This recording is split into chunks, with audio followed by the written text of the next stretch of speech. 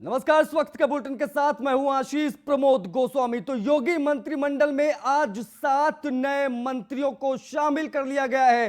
Team योगी में ब्राह्मण समुदाय से आने वाले जितिन प्रसाद को कैबिनेट मंत्री बनाया गया है। योगी की नई टीम में 6 राज्य मंत्री शामिल किए गए हैं। इनमें आगरा के धर्मवीर प्रजापति, बरेली की बहेड़ी विधायक छत्रपाल गंगवार, गाजीपुर सदर से विधायक संगीता बिंद, बलरामपुर सदर से विधायक पलटू राम, मेरठ के हस्तिनापुर से विधायक दिनेश खटीक और सोनभद्र के ओबरा से विधायक संजीव गोंड को शामिल किया गया। और सभी की तस्वीरें इस वक्त आपकी स्क्रीन पर, सुबह से जो हमने खबर दिखाई उसी पर मुहर लगी। और ये 7 मंत्री आपके सामने। जितिन प्रसाद को कैबिनेट मंत्री बनाया गया है और बाकी 6 राज्य मंत्री जो बने हैं, पलटू राम, संजय गौड़, संगीता बिंद, दिनेश खटीक, धर्मवीर प्रजापति और छत्रपाल गंगवार, ये नाम आपके सामने। इन सभी ने आज पद और गोपनीयता की शपथ ली। राजभवन में लखनऊ में अब से कुछ देर पहले एक कार्यक्रम हुआ जहां पर सभी को शपथ दिलाई राज्यपाल ने। मुख्यमंत्री योगी आदित्यनाथ, तमाम लोग मौजूद रहे। 2022 में जीत का योगी प्लान, जातिगत समीकरण, क्षेत्रीय समीकरण, सभी को साधने की पुरजोर कोशिश की गई है। और इन तस्वीरों के जरिए आप देखिए और समझिए। पलटू राम, संजय गोट, संगीता बिंद, दिनेश खटीक, 1 एसटी से 2 एससी से, 2 ओबीसी और 1 ब्राह्मण चेहरा जितिन प्रसाद आपके सामने।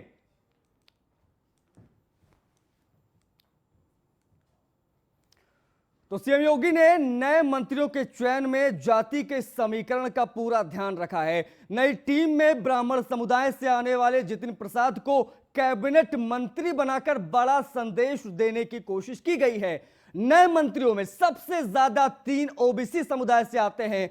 ओबीसी से अगर बात करें तो वो नाम आपको बता दें, धर्मवीर प्रजापति, छत्रपाल गंगवार और संगीता बिंद को मंत्रिमंडल में यानी योगी मंत्रिमंडल में शामिल किया गया है। ये नए सिपहसालार योगी आदित्यनाथ के। वहीं अनुसूचित जाति की बात करें तो यहां पर 2 चेहरे आपको नजर आएंगे, दिनेश खटीक और पलटू राम, जो कि बलरामपुर सदर से विधायक हैं। बीजेपी के अनुसूचित जनजाति के यानी एसटी के इकलौते विधायक संजीव गोंड को भी मंत्रिमंडल में शामिल किया गया है। तो देखिए, 3 ओबीसी, 1 एसटी और 2 एससी के मंत्री बनाए गए हैं। ये इस वक्त की जानकारी आपको दे दे कि नए योद्धा, नए समीकरण। और देखिए, जितिन प्रसाद ब्राह्मण चेहरा, किसी परिचय के मोहताज नहीं, जितेंद्र प्रसाद के बेटे और कांग्रेस के बड़े नेता रहे हैं खुद भी और उनके पिता भी। और लखीमपुर खीरी से लेकर शाहजहांपुर से लेकर सीतापुर, ये वो बेल्ट है जहां पर इनकी एक बड़ी पकड़। योगी के नए योद्धा देखिए, ब्राह्मण समुदाय से आते हैं जितिन प्रसाद। ये प्रोफाइल आपको बता दें, केंद्र सरकार में मंत्री रह चुके हैं। इसका मतलब आपको बता दें कि यूपीए 1 और यूपीए 2 की हम बात कर रहे हैं, तब इन्हें मंत्री बनाया गया था 2008 में पहली बार। कांग्रेस से बीजेपी में आए हैं 2004 में पहली बार ये सांसद बने। उसके बाद दोबारा भी जब सीट का परिसमन हुआ तो दोबारा सीट से लड़े। पहले शाहजहांपुर से जीते थे, उसके बाद दोबारा से जीते। और उसके बाद देखिए, दिनेश खटीक का प्रोफाइल भी देख लीजिए, मेरठ में हस्तिनापुर से विधायक हैं और इस वक्त पश्चिमी यूपी बीजेपी के लिहाज से देखा जाए तो काफी सेंसिटिव है। और 2017 में पहली बार ये विधायक बने थे दिनेश खटीक। और खटीक वोटरों को, एससी वोटर्स को साधने की बड़ी जिम्मेदारी पश्चिमी यूपी में इन्हें मिली है। आरएसएस में रहे हैं लंबे समय तक, उसके बाद बीजेपी में आए हैं। और मेरठ वाली जो बेल्ट है, यहां पर इनकी एक अहम भूमिका 2022 के चुनाव के मद्देनजर देखने को मिल सकती है। पलटू राम को देखिए, बलरामपुर सदर से विधायक, सिद्धार्थनगर और गोंडा से लगा हुआ जिला बलरामपुर, वहां के सदर से विधायक। 2017 में पहली बार ये विधायक बने पलटू राम। इनका नाम सुबह से हम दिखा रहे थे, दलित समुदाय से आते हैं और अब मंत्री बनकर जब अपने क्षेत्र में जाएंगे तो एक खास प्रभाव छोड़ेंगे। धर्मवीर प्रजापति के देखिए, आगरा के रहने वाले हैं, आरएसएस से बीजेपी से आए। ये 2002 में पिछड़ा वर्ग प्रकोष्ठ के प्रदेश महामंत्री बने। धर्मवीर प्रजापति के बारे में देखिए, जनवरी 2019 में माटी कला बोर्ड के अध्यक्ष बने। आपको बता दें कि प्रजापति समुदाय एक ऐसा समुदाय है जो मिट्टी का सामान बनाता है, तमाम चीजें। करीबन आपको बता दें 10 सीटें ऐसी हैं उत्तर प्रदेश की 403 विधानसभा में से जहां पर प्रजापति वोट बैंक का एक बड़ा प्रभाव रहा है। संगीता बिंद की बात करें तो देखिए, गाजीपुर सदर सीट से विधायक हैं और गाजीपुर वाराणसी वो जो बेल्ट है वो निषाद वोटरों का पूरा वहां पर इनकी एक अच्छी खासी पकड़ पिछली जाति के बिन समाज से आती है। 2017 में पहली बार ये विधायक बनी और देखिए इनको जो है मंत्रिमंडल में शामिल किया गया है। योगी की छात्र राजनीति से सक्रिय राजनीति में आई, आप इनको युवा नेता भी कह सकते हैं। जो एक इनका जो एवरेज उम्र अगर देखी जाए तो 35 से 40 साल 42 साल की एज में जो है कई लोगों को आज मंत्री बनाया गया। गाजीपुर सदर सीट से संगीता बिंद, इनका नाम सुबह से आप न्यूज 1 इंडिया पर देख रहे थे। ये वो लोग हैं जिन्हें जिम्मेदारी दी गई है। ये योगी के नए योद्धा हैं। पूरे उत्तर प्रदेश के क्षेत्रीय जातीय समीकरण को साधने की कोशिश की गई है। छत्रपाल गंगवार के बारे में जान लीजिए। बहेड़ी से बहेड़ी विधानसभा चाहते, बरेली की बहेड़ी से किसान परिवार से ताल्लुक रखते हैं छत्रपाल गंगवार। ओबीसी में आते हैं, कुर्मी बिरादरी से आते हैं और कुर्मी वोट बैंक भी अच्छा खासा है। आपको बता दें कि 35% अगर पिछड़ी है उत्तर प्रदेश में तो उस 35% में से यादव 10% आ जाते हैं, उसमें कुर्मी भी आते हैं, उसमें तमाम वोट बैंक जो उसको अगर डिस्क्राइब किया जाए तो बड़ी चीज है। किसान परिवार से ताल्लुक रखते हैं और अपने क्षेत्र में अच्छी खासी पकड़ मानी जाती है छत्रपाल गंगवार की। ये योगी के नए योद्धा, एक एक करके हम आपको सबके बारे में डिटेलिंग दे रहे हैं, बता रहे हैं। तो जिन जिन को मंत्री बनाया गया है, जिन जिन ने आज शपथ ली है, उनका क्या कहना है, क्योंकि उनके रिएक्शन बहुत ज्यादा अहम हो जाते हैं। वो क्या फील कर रहे हैं इस कैबिनेट विस्तार के बाद, आपको सीधा सुनाते हैं। भारतीय जनता पार्टी का उद्देश्य ही यही है, सबका साथ, सबका विकास और सबका विश्वास। ये सभी जाति, धर्म और वर्ग को लेकर चलती है, तो इसमें हमें नहीं लगता कि इसमें कहीं से कोई भी बुराई है। ये तो और अच्छी बात है कि हर वर्ग के लोगों को हम आगे बढ़ाएं, हमारी पार्टी उन्हें अवसर दे विकास करने का। भारतीय जनता पार्टी में लंबे समय से काम किया है, उसी के अनुरूप आज माननीय मुख्यमंत्री और हमारे केंद्रीय नेतृत्व और प्रदेश नेतृत्व ने जो तय किया है कि राज्य मंत्री के रूप में मुझे जो शपथ ग्रहण आज करी है मैंने, उसके अनुरूप सबका साथ सबका विकास को साथ लेकर के चलना है। और इस उत्तर प्रदेश को जो माननीय योगी जी और माननीय मोदी जी ने उत्तर प्रदेश को एक हिंदुस्तान भारत के एक सबसे बड़े प्रदेश को ऊंचाइयों पर पहुंचाया है, उसी के अनुरूप उसी टीम में मिलकर के हम लोग काम करेंगे। राज्य मंत्री का एक नाम हमें आज मिला है। वैसे हम संगठन के एक सिपाही हैं और हर समय भारतीय जनता पार्टी का एक सिपाही कार्यकर्ता हर समय निरंतर कार्यरत रहता है। कोरोना काल में भी जब सभी दल कहीं दिखाई नहीं देते थे, तभी हमारी भारतीय जनता पार्टी कार्यकर्ता तब भी काम में लगे थे, सेवा के भाव में सब लगे थे। हम सब लोग मिलकर के काम करेंगे और निश्चित रूप से हम 2022 में स्पष्ट रूप से सरकार बनाएंगे। सबसे पहले मैं देश के प्रधानमंत्री जी को, उत्तर प्रदेश के यशस्वी मुख्यमंत्री जी को बधाई देना चाहता हूं कि कम समय में हम लोग को जिस प्रकार से मंत्रिमंडल में शामिल किया गया है, हम प्रयास करेंगे कि कम समय में अधिक काम हम लोग को करना है। और ज़्यादातर हमारा पिछड़ा हुआ ज़िला है, हमारा आदिवासी बाहुल्य है, उनके लिए काम करना है।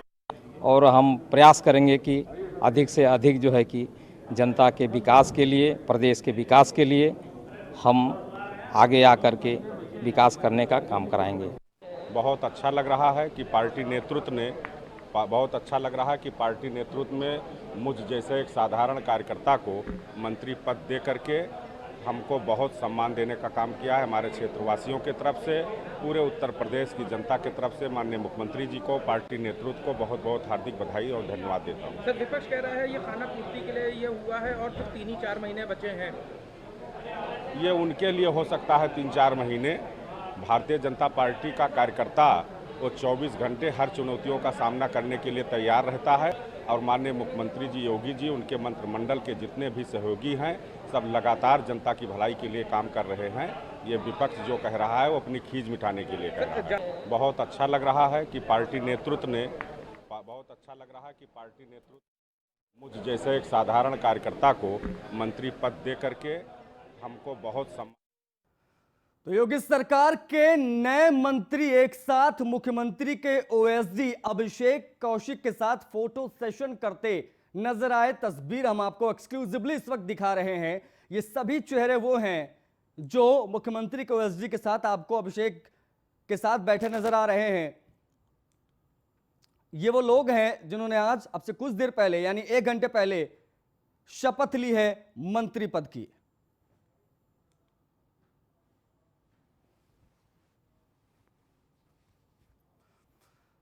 तो कैबिनेट विस्तार के बाद उत्तर प्रदेश के दोनों उप मुख्यमंत्रियों यानी केशव प्रसाद मौर्य और दिनेश शर्मा का क्या कहना है, आपको वो सुनाते हैं। सरकार की शुरू से ही नियत रही है समय समय पर सभी पक्षों को सभी के लिए काम करना, सबका साथ सबका विकास के आधार पर सरकार का संचालन रहा है। तो मैं समझता हूँ कि एक बहुत अच्छा ये विस्तार है और लोगों को काम करने का जितना भी समय बचा है और अवसर मिलेगा, सरकार की नीतियाँ जनता तक तेज़ी के साथ पहुँचें, ये हमेशा से सरकार की नीयत रही है। और आज भी आप देखें गन्ने का मूल्य का इतना ज़्यादा बढ़ोतरी किया गया है। गन्ने की चीनी मिलें पूरी 119 की 19 चलती रहीं। शिक्षा में, स्वास्थ्य में, अपराध में कमी, शिक्षा और स्वास्थ्य में समृद्धि, अवस्थापना में समृद्धि, कोरोना का मैनेजमेंट, ये सरकार की उपलब्धियां रही हैं। बधाई देता हूं, विशेष तौर से जो हमारे आज 7 मंत्रिपरिषद के साथियों ने शपथ ली है, उसमें समाज के उन हिस्सों से आने वाले जिनको कभी कोई नहीं पूछता था, भारतीय जनता पार्टी ने उनको सम्मान दिया है, उनको स्थान दिया है, उनको मंत्रिपरिषद में जगह दिया है। और आज योगी आदित्यनाथ जी के नेतृत्व वाले मंत्रिपरिषद में हमारे जो 7 सदस्य शामिल हुए हैं, उनको सबको मैं बधाई देता हूं, अभिनंदन करता हूं और उनके माध्यम से समाज की और अच्छे प्रकार से सेवा हो पाएगी। मैं बधाई देता हूं। मुख्यमंत्री योगी आदित्यनाथ ने क्या ट्वीट किया है, आपको वो दिखाते हैं। देखिए, सूबे के मुख्यमंत्री योगी आदित्यनाथ का ट्वीट मंत्रिमंडल विस्तार के बाद। आज संपन्न हुआ उत्तर प्रदेश मंत्रिमंडल का विस्तार पंडित दीनदयाल उपाध्याय जी के दर्शन को प्रतिबिंबित करता है। आज का विस्तार हर तबके के प्रतिनिधित्व, सामाजिक संतुलन का भावना, समरसता का संदेश तथा अंतिम पायदान पर खड़े व्यक्ति को अवसर प्रदान करने की मंशा से ओतप्रोत है। तो देखिए, योगी आदित्यनाथ ने कैबिनेट विस्तार के बाद ट्वीट किया, वो ट्वीट आपके सामने।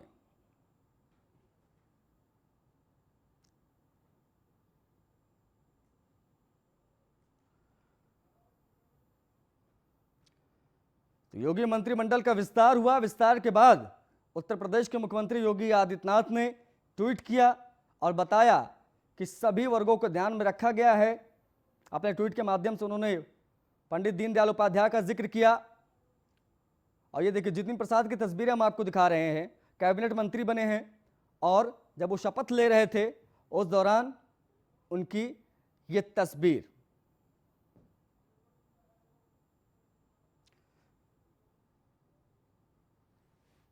मुख्यमंत्री योगी आदित्यनाथ ने एक और ट्वीट किया है, वो भी आपको बताते हैं। देखिए ट्वीट में उन्होंने क्या लिखा है मुख्यमंत्री योगी आदित्यनाथ ने, क्योंकि आज बड़ा दिन रहा है उत्तर प्रदेश की सियासत के लिहाज से अगर देखा जाए। आज उत्तर प्रदेश मंत्रिमंडल में शामिल हुए सभी नए सदस्यों को हार्दिक बधाई एवं शुभकामनाएं। तो योगी आदित्यनाथ की टीम में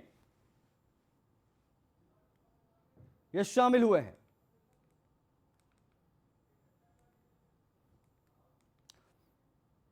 तो वहीं मंत्रिमंडल विस्तार पर अखिलेश यादव का बयान सामने आया। उन्होंने कहा है कुछ चुनाव को देखते हुए मंत्रिमंडल का विस्तार किया गया है। जातिगत समीकरण साधने के लिए मंत्रिमंडल का विस्तार किया गया है। जब मंत्रियों के पास बजट ही नहीं तो क्यों मंत्री बनाया गया है। यह अखिलेश यादव का बयान आपको बता दे। जात देखकर मंत्री बना रहे हैं, अखिलेश यादव ने कहा। आजमगढ़ में बयान दिया है, जातिगत समीकरण को साधने के लिए मंत्रिमंडल का विस्तार किया गया है। जब मंत्रियों के पास बजट ही नहीं है तो मंत्री क्यों बना रहे हैं।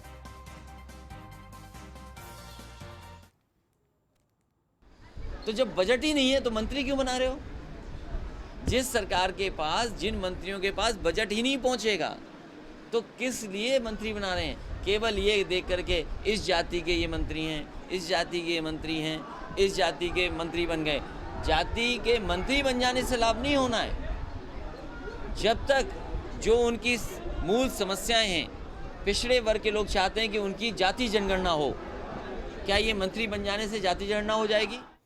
लखनऊ में बीजेपी किसान मोर्चा का किसान सम्मेलन में सीएम योगी ने शिरकत करते हुए किसानों की हौसला अफजाई की और सरकार की इस दौरान उपलब्धियां भी गिनाई। तो वहीं विपक्ष पर भी सीएम ने जमकर निशाना साधा।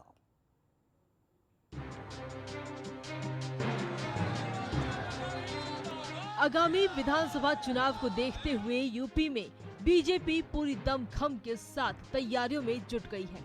पिछले दिनों में यूपी के ब्राह्मणों को पार्टी की विचारधारा से जोड़ने में जुटी बीजेपी अब प्रदेश के किसानों को साधने की कवायद शुरू कर चुकी है।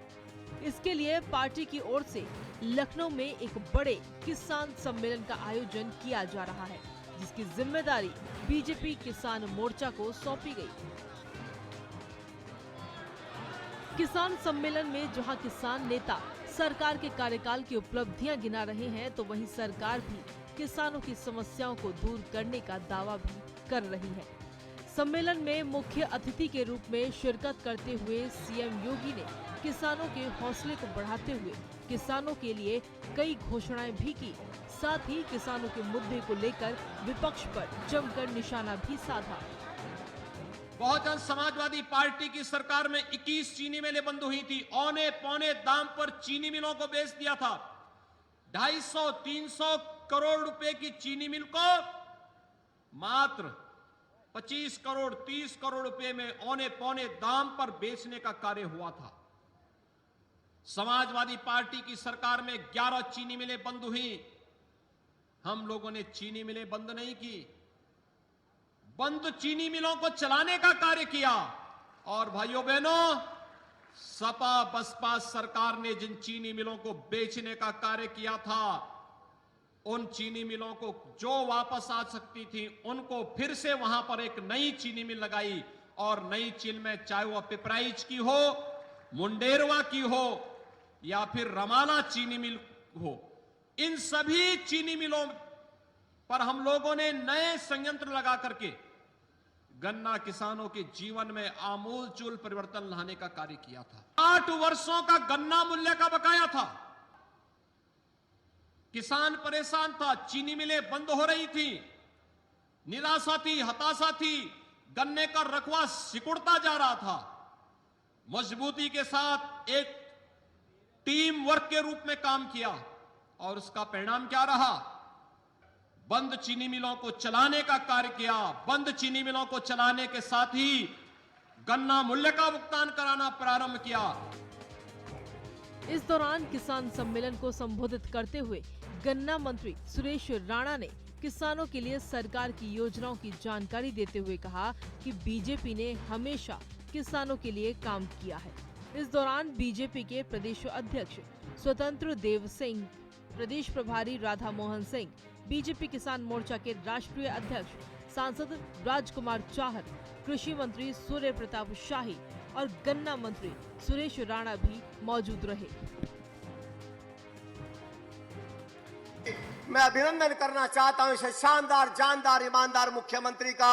उन्होंने कहा जब तक किसान का एक भी गन्ना खेत में है, मिलों को बंद होने नहीं देंगे। मित्रों, कीर्तिमान स्थापित करके उत्तर प्रदेश के किसानों को ईमानदारी के साथ उनकी आमदनी बढ़ाने का काम किया तो योगी आदित्यनाथ जी ने किया। पिछले 8 साल का 12,000 करोड़ रुपया उत्तर प्रदेश के गन्ना किसानों का बकाया था। 8 साल का 12,000 करोड़ रुपया शपथ लेते ही मुख्यमंत्री जी ने कहा तुरंत भुगतान कराओ। और मैं गर्व से कह सकता हूं, उन सरकारों का भी 12,000 करोड़ रुपए बकाया का भुगतान योगी आदित्यनाथ जी ने कराने का मित्रों काम किया। बता दें कि प्रदेश में मुख्यमंत्री योगी आदित्यनाथ के नेतृत्व वाली बीजेपी सरकार की प्राथमिकता में गांव, गरीब और किसान है। बीजेपी पहले ही राज्य के 95 विधानसभा क्षेत्रों में 298 स्थानों पर किसानों की बैठक कर चुकी है। किसान बैठकों के बाद बीजेपी किसान सम्मेलन के जरिए किसानों को एक बार फिर लुभाने में जुट गई है। भारतीय किसान मोर्चा आज एक बड़े किसान सम्मेलन का आयोजन कर रहा है। आज आपको दिखा दे कि एक बार किसान 20,000 जो किसान है वो यहाँ पे शिरकत करेंगे। देखने वाली बात ये होगी कि पश्चिमी उत्तर प्रदेश में जो एक किसान आंदोलन चल रहा है और उसके बाद जो ये आज जो किसान सम्मेलन 2022 के चुनाव में क्या असर पड़ेगा ये तो आने वाला वक्त बताएगा। पर किसान सम्मेलन के द्वारा आज भारतीय किसान मोर्चा अपनी ताकत दिखाने की कोशिश कर रही है और जो किसान आंदोलन चल रहा है उसको भी एक संदेश देने की कोशिश। आज लखनऊ से कैमरामैन साहब के साथ मनीष मिश्रा, न्यूज़ 1 इंडिया। इसी के साथ इस बुलेटिन में फिलहाल इतना ही। नमस्कार।